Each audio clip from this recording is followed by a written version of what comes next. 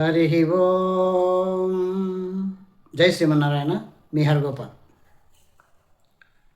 మరి వివాహ సమయంలో పాటించాల్సిన కుజదోష విషయాన్ని మీకు ఇంతకుముందు వివరించాను. ఇప్పుడు వివాహ సమయంలోనే ముఖ్యంగా మనం పాటించాల్సిన మరొక విషయం ఏంటంటే, ఇరువురి పంతనాలు బాగున్నాయా లేవా, పంతన భేదాలు ఎలా ఉన్నాయి, అలాగే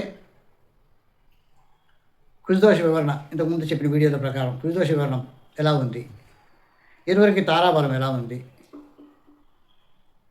ఇరువురి జాతకాలు ఉన్నప్పుడు ఉన్నాయి కాబట్టి కుండలి ఎలా ఉంది, అంటే అబ్బాయి వాళ్ళు అమ్మాయి వాళ్ళ కుండలి ఎలా ఉంది, అమ్మాయి వాళ్ళు అబ్బాయి కుండలి ఎలా ఉంది, ఆ కుండలిలో కూడా ముఖ్యంగా 2వ స్థానం అనగా కుటుంబం, ధనం, వాక్కు, 5వ స్థానం సంతానం, 7వ స్థానం భర్తకు భార్య, భార్యకు భర్త ఎలా ఉంటారు, 8వ స్థానం ఆయుష్ స్థానం, ఇవన్నీ పరిశీలించాలి.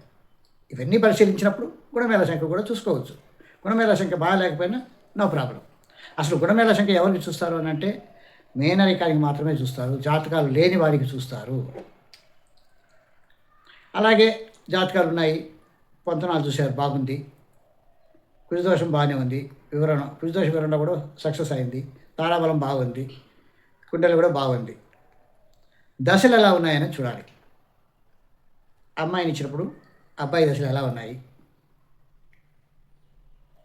అమ్మాయిని తీసుకునేటప్పుడు అమ్మాయి దశలు ఎలా ఉన్నాయి, మన ఇంటికి వచ్చినప్పుడు మనం డెవలప్ అవుతామా కామా అనేది కూడా పరిశీలించాలి.